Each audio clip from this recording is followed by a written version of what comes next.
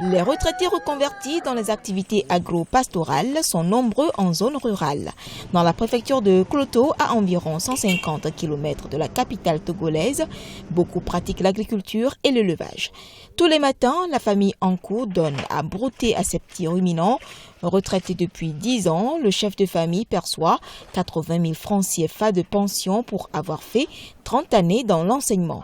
Il dispose aujourd'hui d'une trentaine de chèvres et 18 moutons. Au niveau des chèvres, j'ai une trentaine.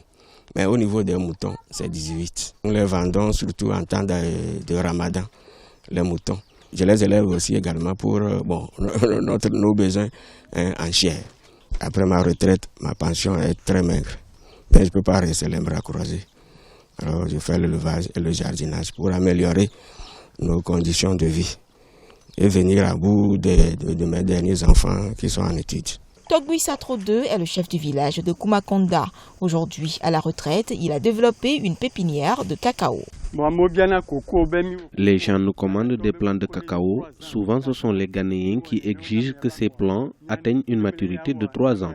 Ce que nous faisons est un peu bénéfique. Parfois, nous vendons un plant à 75 francs CFA aux clients contre ce que d'autres vendent ailleurs à 200 ou 300 francs CFA. C'est ma façon à moi de contribuer au développement du Togo. À Kumakonda, une organisation s'illustre à travers notamment son accompagnement aux retraités reconvertis dans l'agriculture et l'élevage. L'agriculture, ça ne constitue pas en fait leur première source de revenus. Ils sont originaires du milieu, ils ont les terrains.